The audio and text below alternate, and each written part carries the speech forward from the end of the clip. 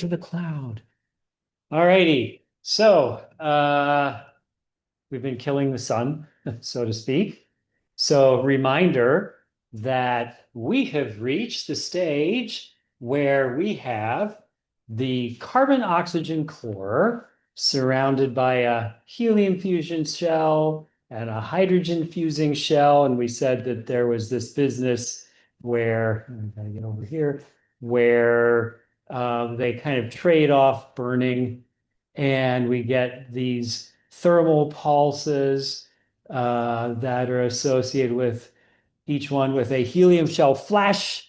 There we go. Yes. A little late, but good, good. Yes, I'll take late. Yep, as a matter of fact. Um, and the uptick in luminosity associated with each one of them puts a lot of extra radiation pressure in the outer layers, which are held on very weakly in this AGB star. What's an AGB star? AGB stands for giant branch, right? Asymptotic giant branch, because the evolutionary tract asymptotically approaches the red giant branch. And the last thermal pulse blows off the remnants of the outer layers of the star, leaving exposed the burnt out carbon oxygen core. Moves over into this part of the HR diagram, high temperature because it was the core of a star. So it's still quite toasty hot. Starts out, by the time it gets down here, it starts out, 100,000 Kelvin, but it cools off. So a typical white dwarf temperature is more like 50,000 Kelvin. Um, and it's only about the size of the Earth, and it's held up by electron degeneracy pressure. And we'll do a whole chapter about white dwarfs and even more massive remnants, neutron stars. We'll get to that. But in any case, that's the final fate of the sun, is to be a white dwarf that will cool off forever, approaching absolute 0 Kelvin, assuming the universe lasts forever. Well, just absolute zero Kelvin, to become finally what we would call a black dwarf. It'll crystallize on the way, it turns out, making a crystalline carbon structure. Not the diamond lattice, but nevertheless, it's kind of fun to think of them as diamonds in the sky at that point. You've got a little Lucy in the sky with diamonds vibe going there, right? Um, they were prescient, apparently. But in any case, meanwhile, the outer layers form what we call a planetary nebula, not because they have anything to do with planets per se, but because early observers thought they kind of looked like dim planets through the telescope. So it's called a planetary nebula. As a result, here is the famous Ring Nebula in Lyra. It is easy to see this with a backyard telescope. It doesn't look like that in the backyard telescope, because your eyes aren't sensitive enough to see the colors. You need a longer exposure for that. This is a Hubble Space Telescope photograph of it. Doesn't look quite like natural colors would. Yes. I was going to say, is that infrared or is that? No, it's visible. And a conventional telescope, it looks pretty similar to that, but the Hubble photos tend not to have quote unquote natural colors because of the filters that they use. Looking at particular spectral lines and so forth. That's not far off from what you see. You really do see, if you photograph it with a more ordinary telescope, the reddish rim like that and the bluish center. So that's actually pretty close to the natural appearance of it. And in the middle right there, little dot in the middle is the white. That's the white dwarf, the burnt out core of this low mass star that did what the sun is going to do someday. And the reason that the planetary nebula glows is that this is hot. The white dwarf is hot, so it's giving off lots of ultraviolet photons, which ionize the gas, strip electrons off atoms. And just like in an H2 region, when an electron recombines with an ion, it can get captured.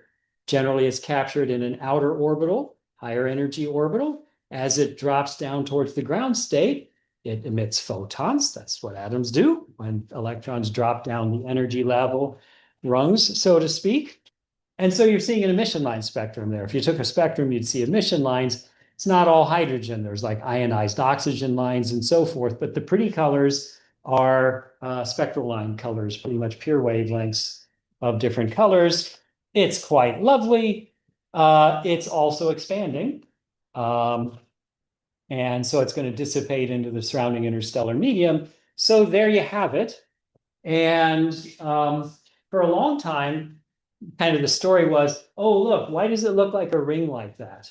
And I'm not sure if that's what this really is or not with the ring nebula for the story here. But in other words, one idea would be, well, it's a spherical shell of gas, but if you look at the edges of the shell versus the center of the shell, you're just going to be looking through more material. Like, in other words, if I kind of like imagine I'm drawing a spherical shell of gas here, and well, I guess for the people at home, I should turn on the camera and show the board here because I can do that. So let me turn on my camera here. Video. All right.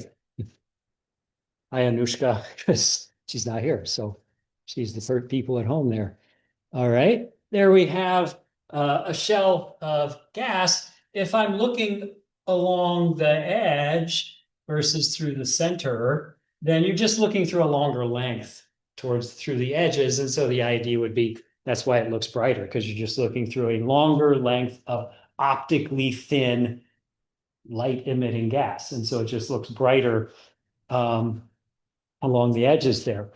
You might expect planetary nebula to be relatively spherically symmetric. They would be if all the material came off the star pretty evenly. But now we know that actually it doesn't typically. So here is a rogues gallery of planetary nebulae. And, wow, one, aw, aren't they pretty, for one thing, right? Wow, they're just beautiful. And two, why they have a wide variety of forms. And in particular, like look at this one here, like M2-9. That doesn't look much like a spherical shell, right? It looks more like kind of like an hourglass, if you will. We're looking at an hourglass. Um, and in fact, when you look at something like the Helix Nebula here, maybe the Ring Nebula too, this is also what you could see if you were looking down the axis of the hourglass, right? Think of a wine glass, and you're looking at the wine glass from the top, and it would look kind of like that, right? You'd see a circular rim of the wine glass. And so, in other words, what it comes down to is that the ejection of a planetary nebula can be a fairly complicated process. Let me skip to, why do I have all these extra slides? Okay. Anyway, here's a Hubble Space Telescope image of the etched hourglass nebula. And again, it looks like an hourglass, right? Like a top and a bottom. And so around like the equator, it seems like less material came out and more material went along the poles, if you will, of the hourglass. How might that happen? Well, here's a model for that. Forming an elongated planetary nebula, step one. So before that last thermal pulse that blasts off the remnants of the outer layers of the star, um, stellar winds that were slower, coupled with the rotation of the star, could produce a kind of a donut in the equatorial plane, in the star's rotational equatorial plane. And then later on, when you get a more rapid ejection from that final thermal pulse, then that material can catch up to the donut and kind of splash off of it and make something that's reminiscent of an hourglass like that. And that could explain these very pretty hourglass shaped planetary nebulae. So they're very interesting, as a matter of fact. If you watch in the Crash Course Astronomy video series, you watch the one that talks about white dwarfs and planetary nebulae. Phil Plett talks about a model where it could even be that. Remember, we said that when the sun swells up into a red giant, it's liable to swallow Mercury and maybe Venus, for example. And so one model has an AGB star that has swallowed inner planets, having them stir up the material within the star because they wouldn't just instantly vaporize or anything like that. And then that could possibly help to explain some of the variety of shapes that we see in planetary nebulae. And as he points out in that video, then that kind of accidentally makes the name planetary nebula do have a connection to planets, if in fact swallowed planets have something to do with their appearance. So, in any case, all right. Let me go back here. What questions do you have? I feel like somehow I had some extra slides in there. Okay. What questions do you have? Okay. So, and before I forget, Tuesday of next week is our first exam. You've probably seen that I posted on Blackboard the review guide and all that kind of goodness. And one of the things that you're supposed to be able to do is be familiar with the life stages of a low mass star like the sun. In particular, the life stages of a one solar mass star, because we're orbiting one. It's of particular interest to us. So let's review, shall we? There's a rhythm to all this. There's a pattern to it. And so if you get that pattern, it's not too hard to keep all this in your head. So this figure shows all the stages of the post-main sequence evolution of a low mass star on a single diagram. So in particular, a low mass star that we call the sun, this is the one that we're using as our prototypical low mass star here. And so right here, the sun is on the main sequence. And so it is fusing what into what and where when it's on the main sequence. It's fusing hydrogen into in the core, right? So main sequence, hydrogen fusing into helium in the core. But then it runs out of hydrogen eventually for the sun, about 5 billion years or so, runs out of hydrogen. So it's got an inert helium core, no fusion going on. And yet there is still a source of nuclear energy. So it climbs up this branch right here. We call this the what branch of the HR of the HR diagram. This is the for the star's path. It's the branch. No, not yet. Not yet. We'll get there. This is the branch. Red giant, yeah. It's the red giant branch. You have to get used to it. I go a lot. I have to fill in. Okay. This is the red giant branch. Starts out as a subgiant, but as it gets bigger and bigger, it's eventually a red giant. There's no sharp cutoff. There's no definition of once it's this big, it's now a red giant. It's just that, just in general, it swells. And so at first you'd call it a subgiant, but eventually gets big enough to say, oh, that's a red giant. And a subgiant slash red giant is fusing what into what where? It's fusing what into what? Okay, good. We're doing this because I want you to know this. So the sun's next energy source, after it's done fusing hydrogen in its core, it will fuse. No, not yet. Not yet. Common misconception. Hydrogen into helium in a shell surrounding the core, right? So here's the first two steps in the mantra to chant to yourself, right? Hydrogen core, hydrogen shell. And then we're going to get to helium core, helium shell, right? So that's just get that rhythm. Hydrogen core, hydrogen shell. Helium core, helium shell. All right. So hydrogen core, main sequence. Hydrogen shell, subgiant slash red giant. That's when the sun is a giant for the first time. And if we look at the core of a subgiant or a red giant, you've got inert helium and hydrogen fusion, the fusing in a shell. So that's step two, so to speak. What questions do you have? Right? So be careful. It's easy to get confused and think that a red giant is fusing helium. Nope, nope. A red giant is fusing hydrogen still, but it's in a shell instead of in the core. And it fuses it in that shell a lot faster than it ever did in the core. Why is hydrogen fusion so much faster in the shell than it was in the core? What's the big difference between those situations? What makes it go so much faster? It's the temperature.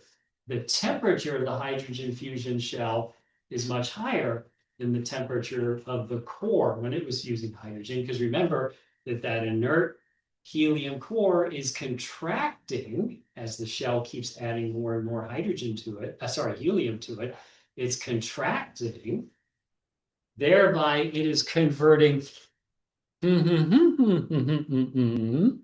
Actually, I'll put a few lessons in. It's converting potential energy, gravitational potential energy, into energy, that radiation, and also energy, thermal energy, right? It's heating up as it contracts, right? It's heating up as it contracts and heating up that hydrogen fusing shell to high temperatures. And as the temperature increases, the reaction rate increases a lot more, right? Remember that nuclear fusion rates are very sensitive to the temperature. So that hydrogen fusing shell is fusing it furiously. Proton-proton chain or CNO cycle for that hydrogen fusion in the shell. That's exactly what, yeah, exactly. It's the CNO cycle, because remember the CNO cycle is the one that takes over at higher temperatures. So in the high temperatures of that hydrogen fusing shell, it's the CNO cycles running the shell in the shell fusion. Okay, questions, comments, observations? Yes.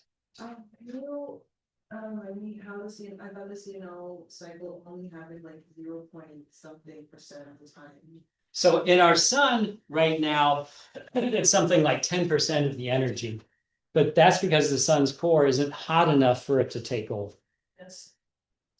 That's for our sun. That's right. That's right. Yes. But eventually, the sun, as it's aging, remember the core is getting hotter because of this business of there's fewer particles, and so it has to. It's contracting slowly, even while it's on the main sequence, getting hotter. The fusion rate's getting higher, and eventually the CNO cycle will take over in the sun before even it. The sun will eventually be primarily fusing via the CNO cycle in its core towards the end of its main sequence lifetime, eventually. That's more complicated than I used to think, as I learned when James Durley did his senior project using MESA to look at nuclear fusion in stellar cores. Um, I'd read before many times that it was kind of a cutoff in mass, like stars more than about 10% more massive than the sun fused primarily via the CNO cycle, but it actually is more complicated than that. As a star ages, its core gets hotter, and so there's no cutoff in mass between where it's mostly CNO versus mostly proton-proton chain. It depends both on the mass and the age of the star. So a star with 5 solar masses, it's always the CNO cycle. It's never primarily the proton-proton chain. But for stars kind of on the border, like the sun, as the star gets older, it tends to switch to the CNO cycle as its core gets hotter. Yeah. But by the time we're at the shell fusion stage, it's going to be CNO because the shell is hotter than the core ever was when the fusion is happening there. Yes. So does the proton chain hold like I understand actually Yeah. So does the proton-proton chain only happen at the beginning? It depends on which star you're talking about. So in other words, if it's a very low mass star, which is most stars are much lower mass than the sun, or well, somewhat lower mass than the sun. Like a half solar mass star, I'm pretty sure that would just always be proton-proton chain because its core never gets hot enough to go to switch to the CNO cycle, as far as I know. I could be wrong, but for the sun, then yeah, it's starting out on the proton-proton chain. It'll be there most of its life, proton-proton chain. Towards the end of the main sequence lifetime, CNO takes over. There is a cutoff, I don't know where it is, a star massive enough where it's just pretty much CNO the whole time that it's fusing. Yep. Okay. So the hydrogen fusing shell keeps adding mass to the helium core. The core keeps contracting. It gets hotter and hotter. And eventually it reaches 100 million Kelvin, which is hot enough for what to fuse into what? Core is made of helium. And at 100 million Kelvin, when it hits that temperature, it's hot enough to fuse helium into carbon via the, which process? What do we call that process?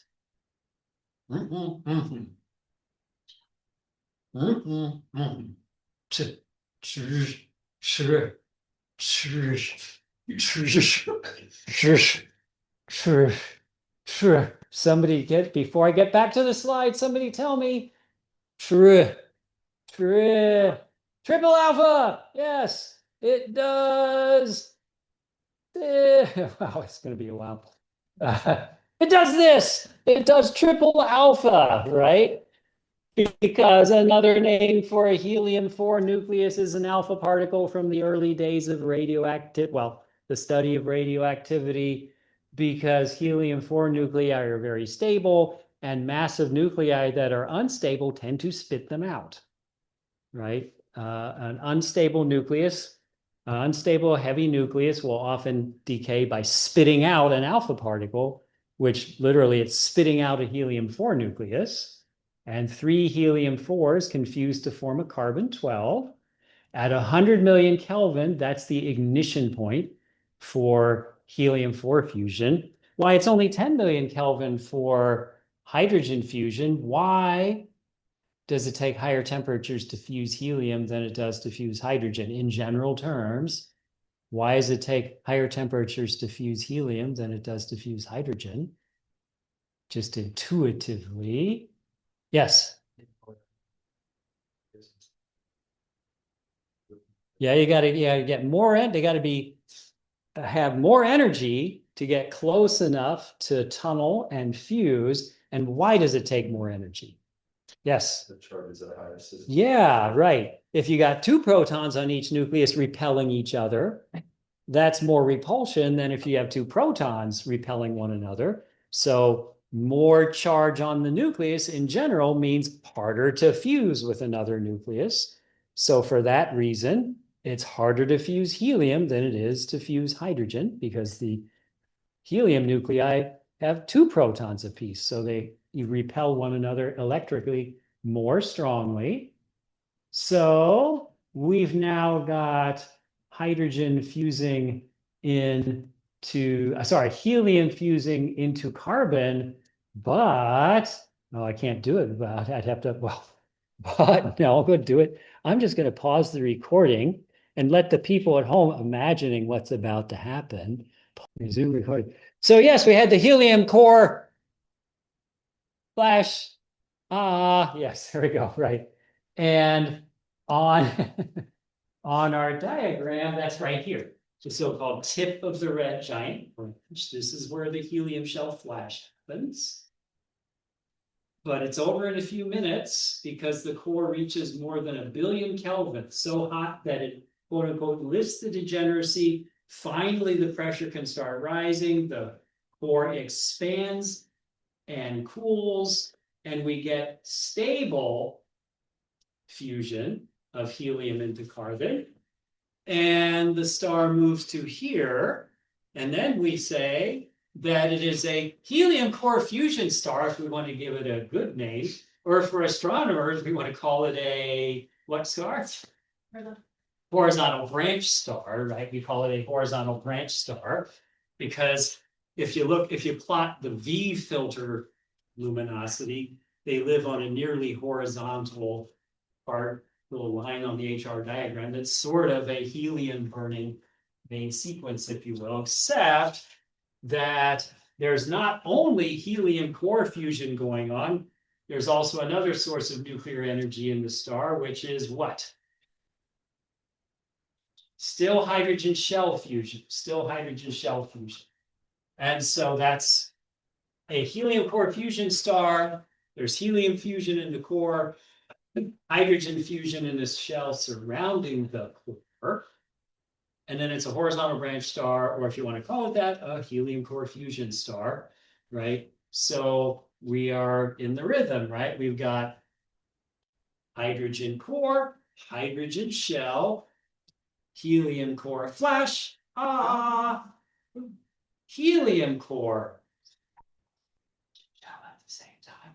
But if I do the mantra, right, it's like hydrogen core, hydrogen shell, helium core, shell.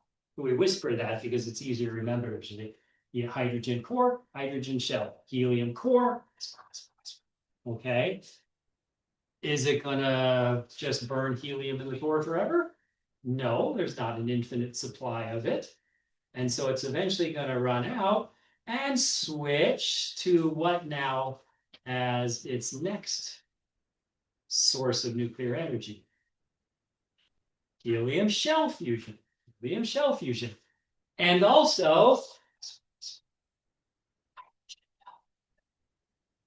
once you get the shell fusion going, it keeps going, except we do have that business of, before we talked about this fact that the hydrogen and helium fusing shells tend to turn on and off. That overall, you get yourself to a double shell fusion red giant. The sun becomes a red giant a second time.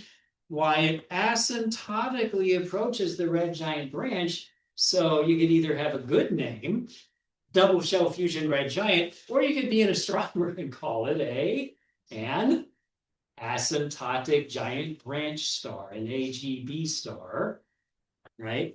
So hydrogen core, hydrogen shell, helium core, helium shell. But hydrogen shell sticks around. Once you got hydrogen shell, it's still in the picture. Once you got helium shell, well, that's the last, well, now we're in the last stages. So in other words, the hydrogen shell is always like hanging out in the background for all the stages after the red giant branch. The hydrogen shell still hanging out, being like doing its hydrogen shell thing. But then we get thermal pulses caused by each one a helium shell, right? Flat. One person. Okay. Well, you get a series, each one, it's a helium shell flash. Right. Helium shell flash. Right.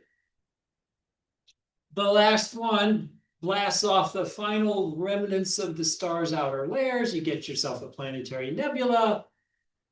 And the burnt out core quickly becomes a white dwarf. And that's the final remnant of a star like the sun, the white dwarf, I'll say. Questions, comments, observations?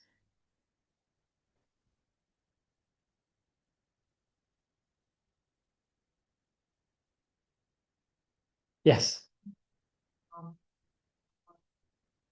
Yeah, how many stages are there here? So I would say, right, you got your main sequence, you got your red giant phase, and you got your helium shell flash. I'm sorry, stop. Helium core flash. Right. Not hearing enough ahs here. Okay, there we go.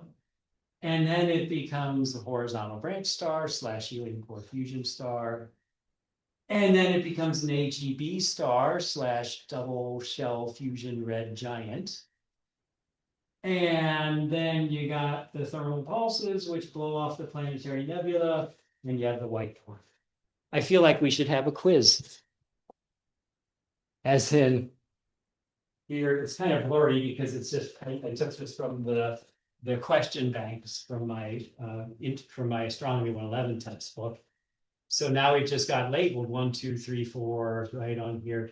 Your job's to tell me what's going on. So, okay, here, step 1, this is when the sun is on the main sequence, which it is today. And it is fusing what into what and where? Hydrogen into helium in the core, right? But then it's going to run out of hydrogen in the core around 5 billion years or so. And it's going to switch to what source of nuclear energy? Hydrogen shell fusion, right? Hydrogen core, hydrogen shell. Notice, by the way, that it's the shell fusion stages that are the giant stages. That's important to kind of burn into your head. Shell fusion is when you have a giant stage. The first time the sun is a red giant is when it is doing only hydrogen shell fusion surrounding an inert core made of helium, because that was what the core made when it was fusing hydrogen. So step 2 here is it's a red giant or a subgiant. We're on the red giant branch fusing hydrogen in a shell surrounding the inert helium core. And then we get up to the tip of the red giant branch. What happens at the tip of the red giant branch that will make the sun stop being a red giant for the first time? Why, that's when we get the helium core. Yes, helium core flash. And then after a few minutes, the degeneracy is lifted because the core has run out of control, reaches more than 1 billion Kelvin. Finally, the pressure can start to rise. The core expands and burns helium stably. So it's fusing helium into carbon via the triple alpha reaction, Sometimes another helium comes along and smacks into a carbon-12 and makes an oxygen, what number? 16 nucleus. So the core makes mostly carbon-12, but also some oxygen-16. That's why we say that the sun will leave a carbon-oxygen white dwarf. And that core that's going to become the carbon-oxygen white dwarf is being made in this stage right here, when it is fusing helium into carbon as a horizontal branch star / helium core fusion star. But eventually the helium in the core runs out, and the sun will now, for a second time, switch to fusing not in the core, but in a shell, 2 of them, in fact. The inner one is fusing what into what? The one closer to the core. The one closer to the core is going to fuse helium into carbon still, helium into carbon.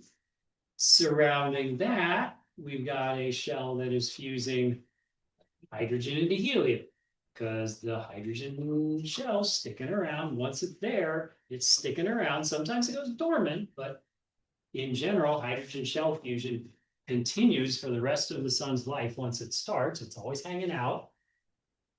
So the sun becomes a red giant for a second time. We get ourselves a double shell fusion red giant, but its evolutionary track is approaching the red giant branch. It's asymptotically approaching the red giant branch. So why not call it an asymptotic giant branch star? Why, sure, let's do that, because we're astronomers. Okay, so you got an AGB star / double shell fusion red giant, but then we get a series that the helium fusing shell, it's unstable, it flares up. Why, we get each time of a flare up, we get a helium shell flash, releasing lots of energy in a thermal pulse. So that tends to cause the star to keep losing mass. The last thermal pulse blows off the last remnants of the outer layers of the star.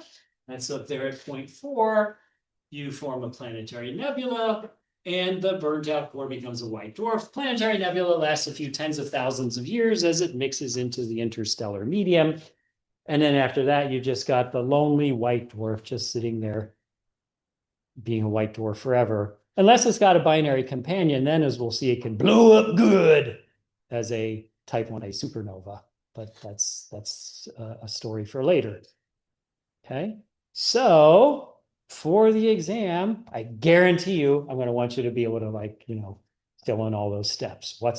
What's fusing into what and where, and is the sun a giant or is it not a giant? So if there is fusion in the core, is the sun a giant? No. And that's both times. In other words, helium core fusion, also not a giant. It's a lot bigger than the sun is now, but it won't be a giant at that point. But when all the fusion is shell fusion, those are the giant phases. The first phase is when it's only hydrogen shell fusion. That's the first red giant phase. The second red giant phase is when it's also got helium shell fusion. And the second red giant phase is, by astronomers, called an asymptotic giant branch star. By more reasonable people who are also astronomers but don't want to confuse their students, it's a double shell fusion red giant. Okay. What questions do you have? Can you do it? All right. Yes, you can do this. All right. So let's continue then. Look, beautiful planetary nebulae after all those helium shell flash ahs. Okay, now here we have, so there's two types of clusters. We've alluded to this. Two types of clusters of stars. There are open clusters, which are what are being born in H2 regions in the disks of galaxies in emission nebulae. So those are where cute giant baby stars are being born now. And then we've got globular clusters because they have a kind of globe-like appearance to them. They're more spherically symmetric. This is the globular cluster M4, which of course is number 4 on Charles Messier's list of things that are not comets, right? Definitely not a comet. That is a globular cluster. Hundreds of thousands of stars, I think, in total in the so-called halo of the Milky Way galaxy, but other galaxies, other large galaxies, including elliptical galaxies, also have globular clusters. Globular clusters are very old. They're not being formed anymore. So do they have O and B type main sequence stars in them? No, they do not, because O and B main sequence stars don't live very long before they blow up good as supernovae. And so the light of a globular cluster, the brightest stars in them, will be what kind of stars? What would be the brightest stars in a globular cluster? Would they be main sequence stars? No, because a low mass star gets much brighter, more luminous when instead of being on the main sequence, it's a giant. Yeah, either a red giant or an AGB star. And so the brightest stars are red giants in globular clusters. They've also got horizontal branch stars in them that are brighter than the main sequence stars are. They've also got main sequence stars. So I'm going to show you the HR diagram of globular cluster M4. So you take all the stars and you measure its brightness. And since they're all the same distance from us, essentially, right, because the globular cluster is much smaller in size compared to its distance from us. So you can just plot the apparent brightness of all the stars, and that's directly related to the true luminosity of the star. So here is the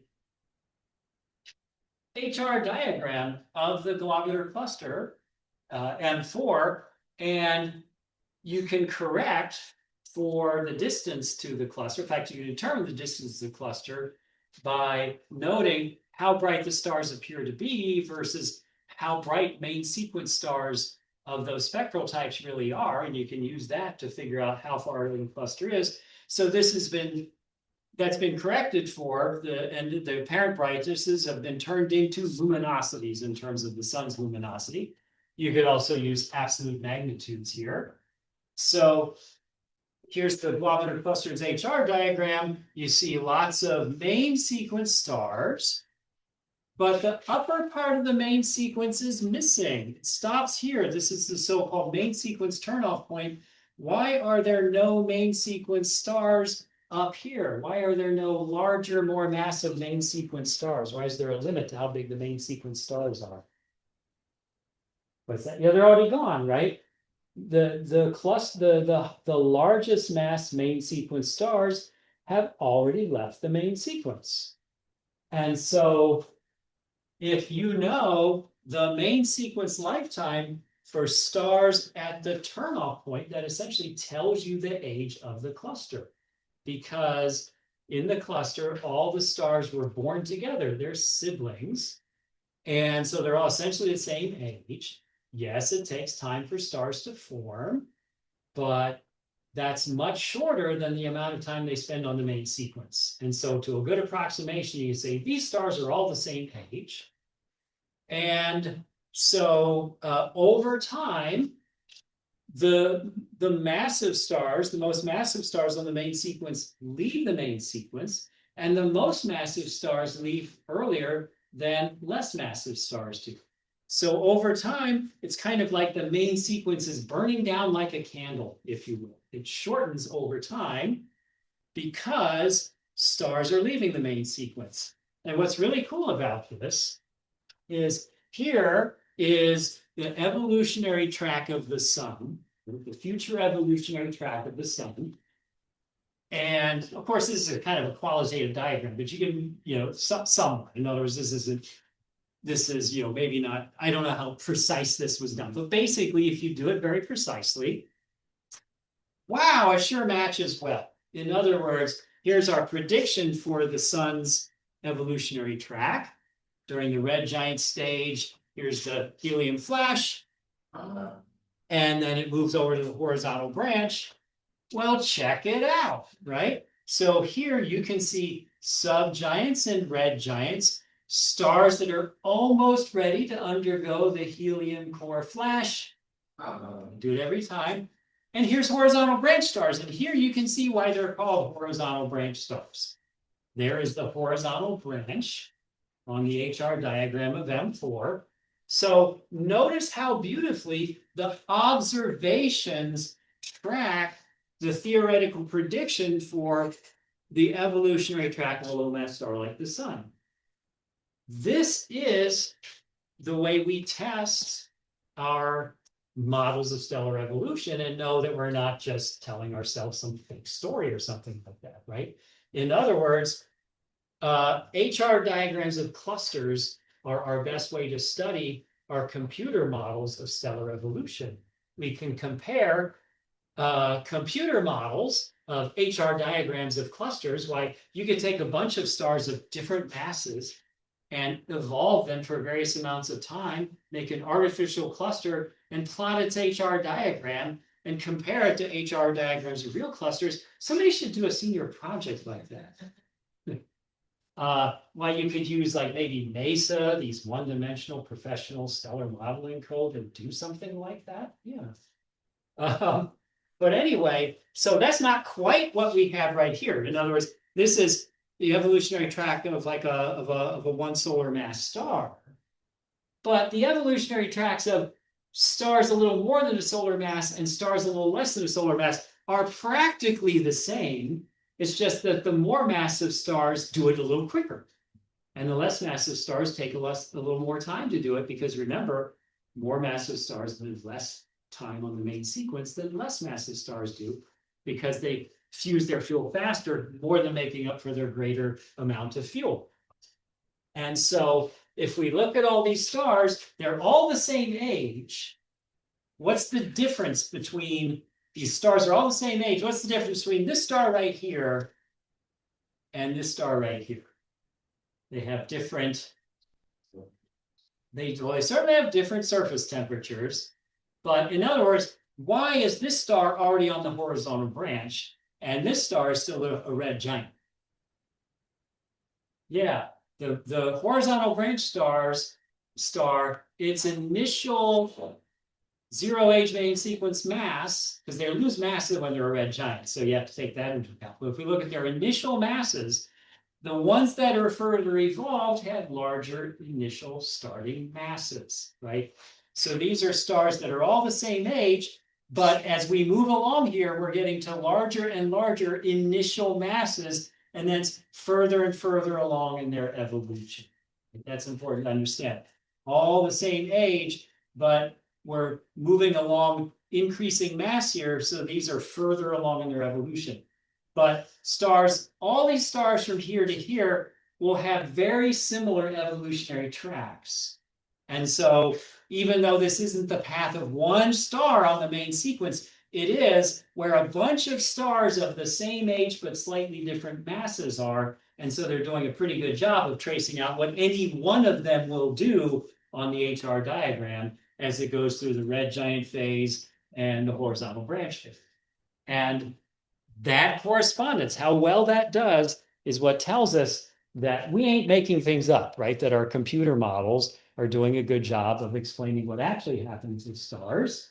And again, you can also do, like what Mac is doing with a senior project is you can make a theoretical HR diagram of an entire cluster of stars. Take a bunch of stars of different masses and evolve them to various ages and plot an HR diagram for your artificial cluster for each age and see what it looks like. And this is a two-way feedback. In other words, we refine our understanding of stellar modeling by comparing to real HR diagrams. We use that to refine our computer models. And at the same time, we can use our computer models to say how old a cluster is. For example, so the simplest thing to do is say, okay, whatever the main sequence lifetime is, according to our computer models of stars at the turnout point is, that's how old the cluster is. Even better, though, you can do a fit. You can make an artificial HR diagram of an entire cluster of stars and find the age at which you would get the best fit from your artificial HR diagram and the actual HR diagram of a cluster. That's called main sequence fitting, and that's the most accurate way, the best way to get ages. And you might say, well, wait a minute, you're using the HR diagrams to help refine your models. Isn't that kind of like circular reasoning? No, because not really, because in other words, our models have to be basically right, or they wouldn't even come close to looking like real HR diagrams. Okay. Go, drive, make music, or learn what is it? Is it music theory or? Yeah, it's theory. Okay, right. Okay, theorize about music.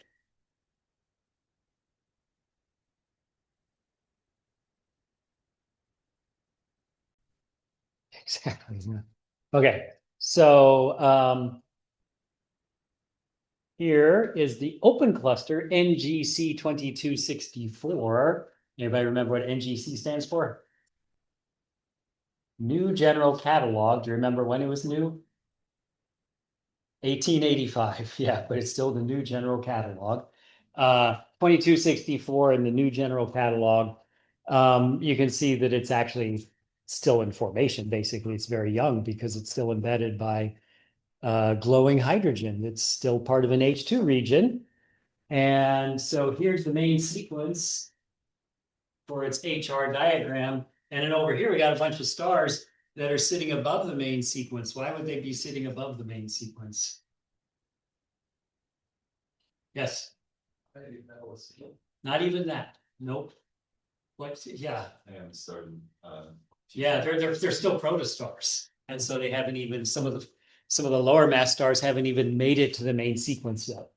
But if you have an older open cluster like this, one that's in the disk of our galaxy, they've got a wide range of ages. Some of them are billions of years old because they've been forming for billions of years. So some of them formed long ago, some of them are still being born. The disk of our galaxy has active star formation and has for billions of years. So we see a whole range of ages for open clusters. For globular clusters, they're all like something like 7 billion to 11 billion years old or something like that.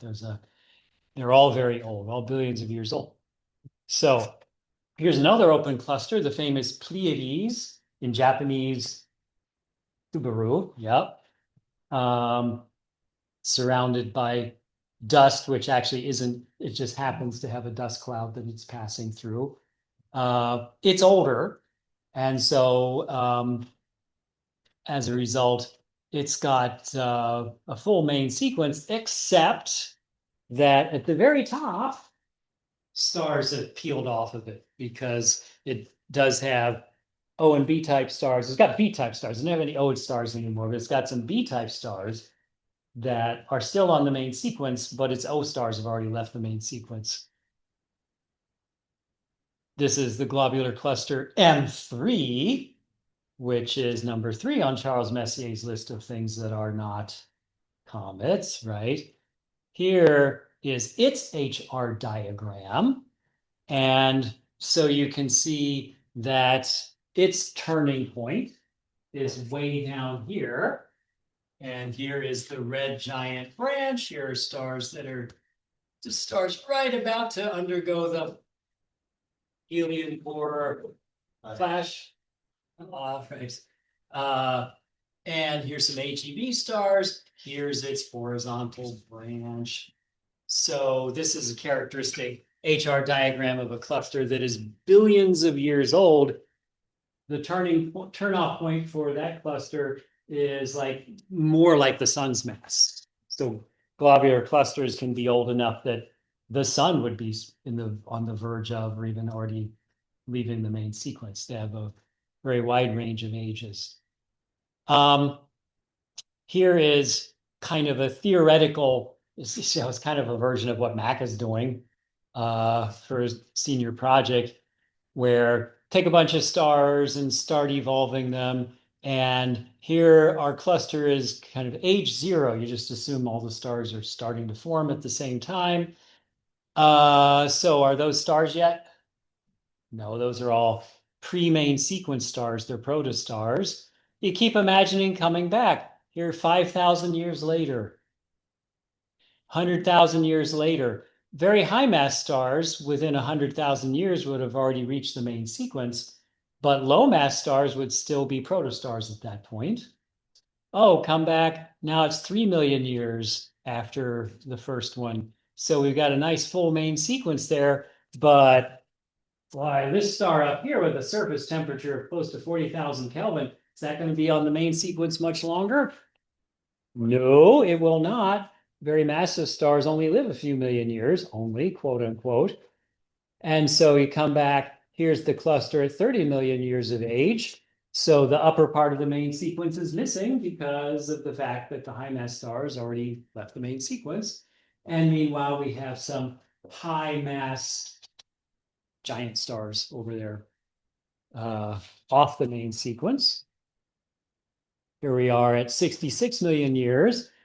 So there's a gap we see in cluster HR diagrams where we don't tend to see very many stars between for when they're young. We don't see many stars between the main sequence and the giant portion of the HR diagram. Why wouldn't we see many stars in this region right there? It's called the Hertzsprung gap. What do you think's going on there? I think you already know. Yeah. Take it away. Yeah. Stars evolve very rapidly, so it's hard to capture an image, I guess. Right. Yeah, because this is a snapshot, right, of a bunch of stars at the same age. We're capturing in a snapshot. And the time that a star spends moving from the main sequence into the giant portion of the diagram is very small compared to how long a star spends as a main sequence star and as a giant star. It doesn't spend as much time as a giant as it did on the main sequence, but it spends even less time going from, for these higher mass stars, the main sequence into the giant portion of the diagram. And so you're unlikely to catch a star on its way to the giant portion of the diagram having left the main sequence. It doesn't spend much time doing that, so you're not likely to catch it doing that. And so we don't tend to see stars in that part of the HR diagram, even though they certainly did move there. They didn't suddenly move to the other part of the diagram. It's just that, if I did a time lapse, it's like on the main sequence, la la la la la la la la la la la, right? And then it's la la la la la la la. You're not likely to catch a star going And so as a result, we don't see many stars there. And yes, they go whoop as they go across there. Questions? Okay. Why, here we are at an age of 100 million years, and by the time you get to these lower mass stars, they don't go whoop anymore. It's more like whoop, and so you can catch them on the way, right? They spend more time as subgiants and then red giants, so you don't have that gap anymore. 100 million years old, 4.25 billion years old, et cetera, right? So the idea then is, again, as we'd mentioned, that in a sense, the main sequence burns down over time as lower and lower mass stars reach the point of being about to leave the main sequence. And you can figure out how old the cluster is if your computer models tell you how long a main sequence star of this surface temperature, and inferred from that the mass that would make a main sequence star have that surface temperature, how long that star spends on the main sequence. That's the age of the cluster, give or take, because of the fact that not all the stars started forming at exactly the same time, and there's a little bit of play from the pre-main sequences, but to an awfully good approximation, the main sequence lifetime of stars at the turn-off point is how old the cluster is. Make sense? Yes. It depends on how old the cluster is. So in other words, the older you get, the smaller plus or minus a few million years is compared to the age of the cluster.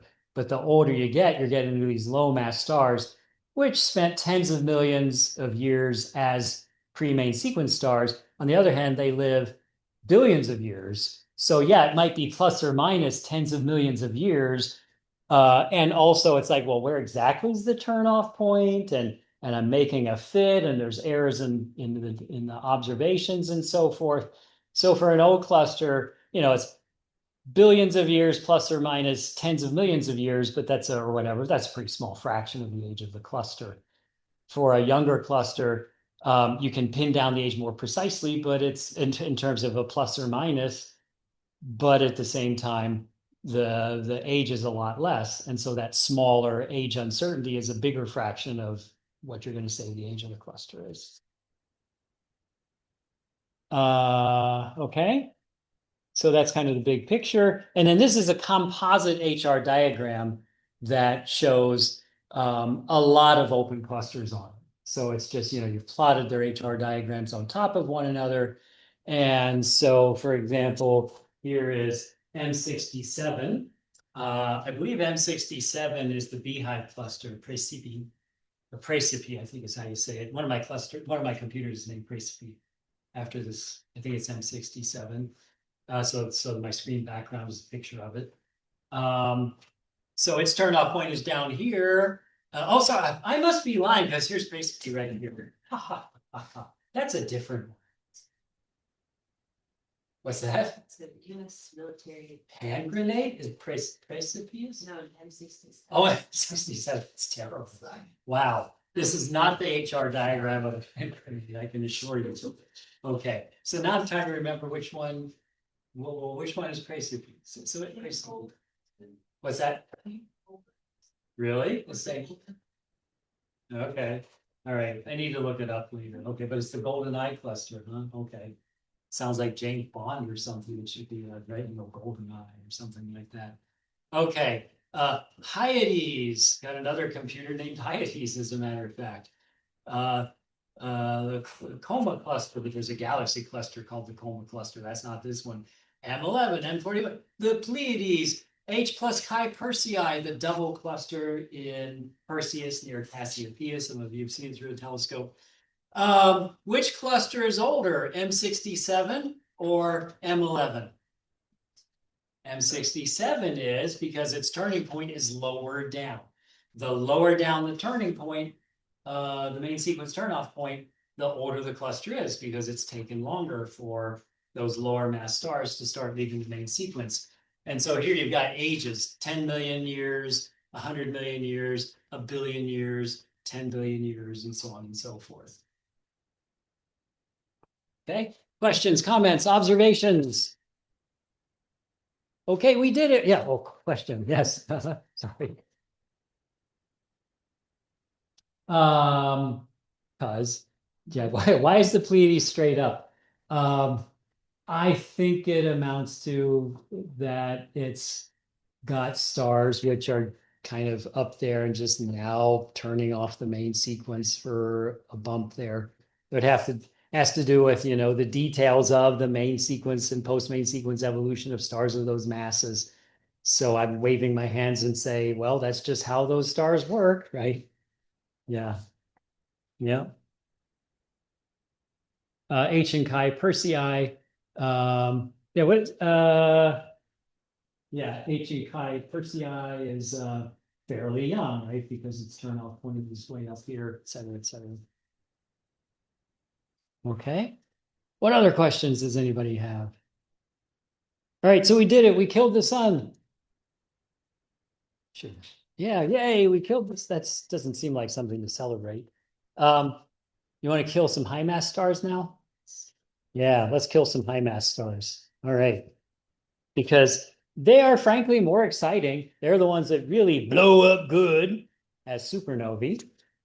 So let's see how that happens. No. Okay. So if you download the PDF, or well, you don't have, oh, I mean, I handed you a printout of the PDF. If you go, I have to post it, but if you go to the posting on Blackboard of the PDF, why you can click this link and it's a video from Crash Course Astronomy about high mass stars. I'm not going to play that in class. I'll play a Veritasium video about supernova explosions in class because special effects and it's freaking cool. But this one you can watch later because it's a nice overview of everything. But we'll talk about all that now. Okay. So for a low mass star like the sun, it does this whole business of climbs the red giant branch, moves on to the horizontal branch, climbs the asymptotic giant branch, if you will, then becomes a white dwarf because the sun's carbon core will never fuse. It never gets hot enough to fuse carbon. So helium fusing into carbon is it for a low mass star like the sun. For stars more massive than about 8 times the sun's mass, they keep on going all the way to the creation of iron 56 in their cores.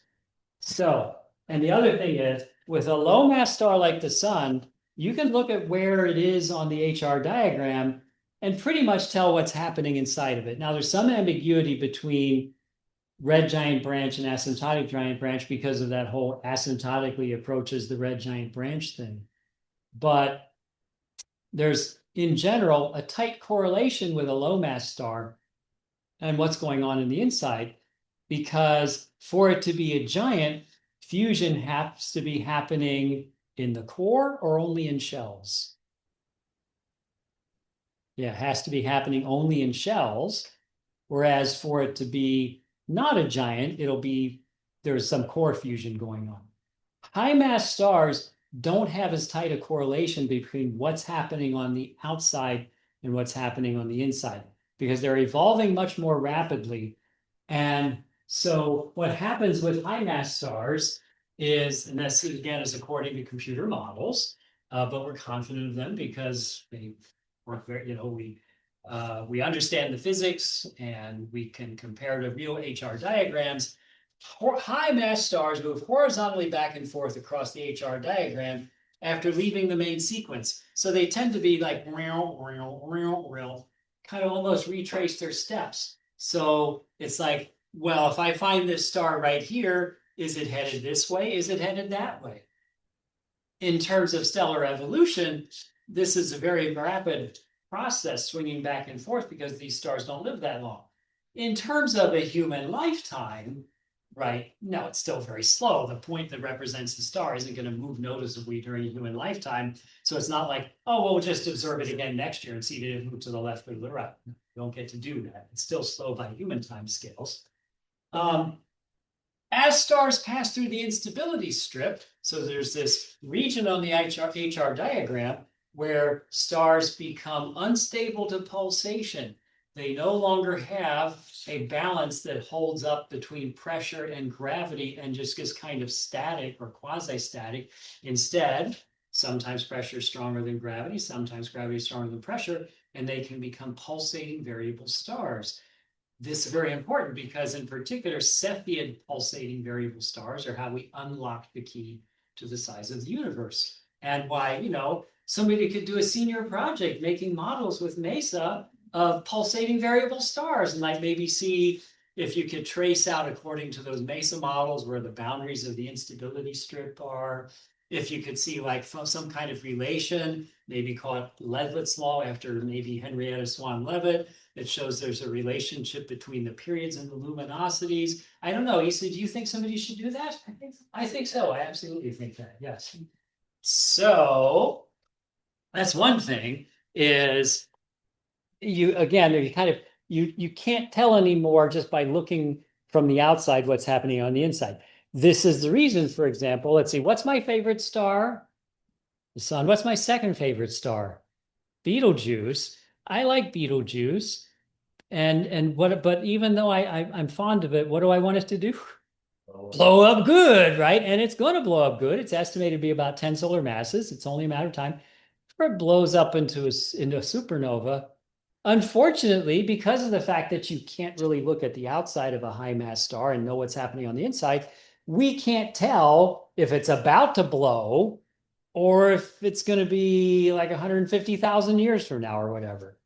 So won't, right? Unfortunately. But we can always hope. But the big difference again is high mass stars don't stop with helium fusion. They keep on going. 8 solar masses and above, they get all the way to iron to forming iron. Like 4 to 8 solar masses, they don't get all the way to iron, but we'll concentrate on ones that are 8 solar masses and above. They're going to get all the way to formation of an iron core, in which case the star will be doomed. So for a massive main sequence star, it burns hydrogen in a convective core with a non-burning envelope around it when it's on the main sequence. So that convective core is fusing hydrogen via proton-proton or via CNO. CNO, yeah, these high mass stars are CNO cycling the hydrogen into helium. But the core is not degenerate when helium burning begins, right? So it's just like a low mass star, they build up a helium core, and eventually the core gets hot enough to fuse helium with a shell of hydrogen burning into helium surrounding it, but it's not degenerate when helium burning begins. So when helium burning begins, immediately that can go into expanding the core instead of heating it. And so they skip the helium flash. Right. So for high mass stars, there's no helium flash, no, right? If you like, there's like, or there's no helium flash, womp womp, or right? No helium flash. Oh well. But just like a low mass star, we got a stage where you got a helium fusing core and a hydrogen fusing shell. But we keep on going. The ash of one reaction becomes the fuel for the next as the star evolves a layered structure. Sometimes it's called like the onion model because it's kind of like you slice through an onion. If you slice the onions aren't spherically symmetric, right? If you slice them in one direction versus perpendicular to that, they look different. But if you slice them in one direction, the right direction, you see like rings, right? You make onion rings. And so that's the analogy we're making here. If you were to slice through the star, it would kind of look like onion rings, if you like. So here's a point where, okay, they get hot enough, 600 million Kelvin, the carbon core gets hot enough to start fusing into what's Na? Sodium. What's Ne? Neon. What's Mg? Magnesium. Carbon is fusing into sodium, neon, and magnesium, okay, surrounded by helium fusing into carbon, surrounded by hydrogen fusing into helium, surrounded by hydrogen that is infusing in the envelope. So they keep right, and you know any given element that's going to fuse first does so in the core, but then the core runs out and it switches to fusing it into shell. But in other words, now it's more than just hydrogen shell, hydrogen core, helium shell. It's now we've got carbon core, carbon shell, et cetera, et cetera. Right now we're at carbon core, but eventually we get to this situation where we've got a degenerate iron core supported by degeneracy pressure that was created by sulfur and silicon fusing into iron that first was made in the core, but now there's a shell surrounding the core of sulfur and silicon fusing to iron, adding mass to the iron core, getting it ready to make the star blow up. This is a ticking time bomb right here. Surrounding the silicon burning shell, it's usually called the silicon fusing or burning shell, is an oxygen burning shell, making sulfur and silicon. Neon surrounding that is fusing into oxygen and magnesium. Carbon burning into sodium, neon, and magnesium. Helium burning to carbon. Hydrogen burning to helium. Non-burning envelope. As in a low mass red giant, burning occurs in a tiny dense region at the center of the giant bloated star, right? This is not to scale, right? So this region where all these fusion shells are is about 0.01 solar radii. Can you name anything that is about 1/100th the sun's radius? Can you name anything in your life that's about 1/100th of the sun's radius? Earth. Earth is about 1/100th of the sun's radius. So the core is only about the size of Earth. The rest of the star, about 1,000 solar radii, right? So one of these suckers could be like, if you put its core where the sun is now, the outer layers have Jupiter or Saturn inside of them. These things can be absolutely gigantic with this tiny, tiny little core in the center. And when you form the iron core, the star is doomed because iron 56 is the most stable nucleus. If you fuse any nucleus with iron 56, you produce a nucleus which has more mass than the two nuclei that fuse together.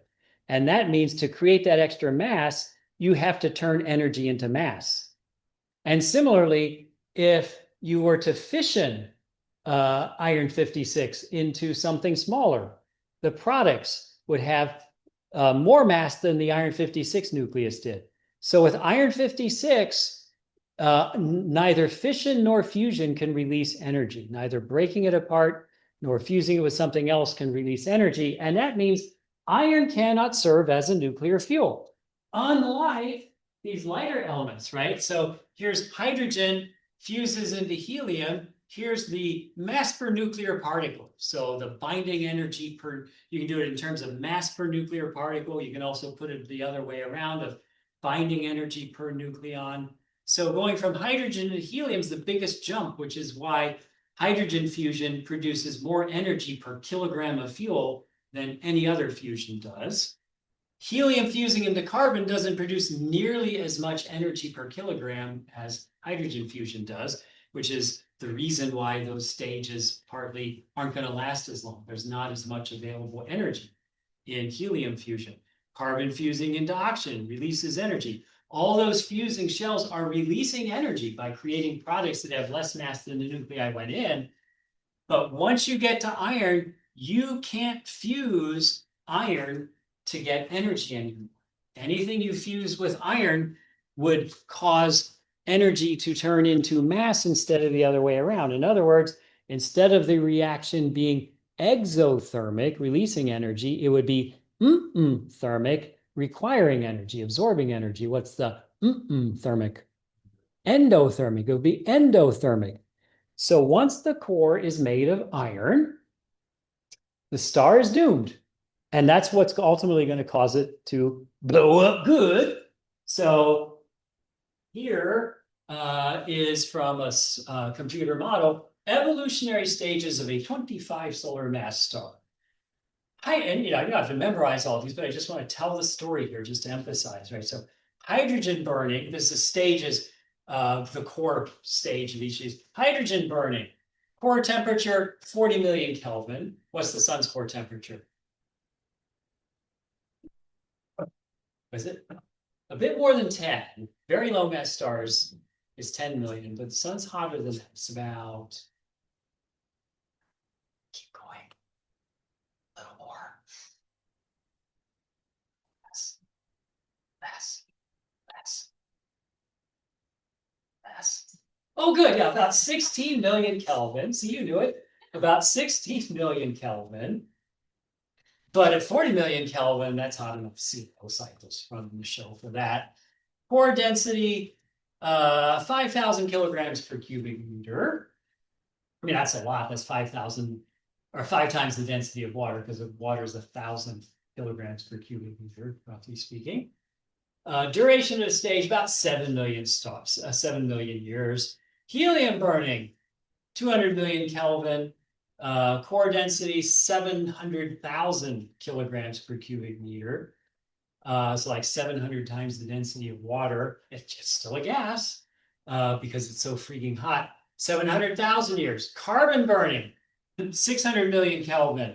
Core density, 200 million kilograms per cubic meter. 600 years. Wow, we're starting to pick up the pace here at this point, right? So neon burning, 1.2 billion Kelvin, 4 billion kilograms per cubic meter a year. Oxygen burning, 1.5 billion Kelvin, 10 to the 10 kilograms per cubic meter, 6 months. Silicon burning, 2.7, 10 to the 9 Kelvin, 3 times 10 to the 10 kilograms per cubic meter a day, right? So in other words, that prior slide where we had the silicon fusing, forming the, adding to the iron core, when the star is at that point, it's got hours to live. That thing is a ticking time bomb. It's got hours to live. It's that quick, right? Normally, you think of stellar timescales as very long. These last stages are very human timescales now, right? Then the core collapses in about a quarter of a second. The core bounces, we'll say more about that, in a scale of milliseconds, and then it blows up good from there. So what I want to do is play you that Veritasium video. So Anushka, you will click on the link that's in the PDF and it'll play for you. But again, I don't want to like violate any copyright. So I'm going to stop this recording now. Doink. Are you sure I want to stop the recording? If yes, you will receive an email notification when the cloud recording is ready. I know. Okay, yes. So I want to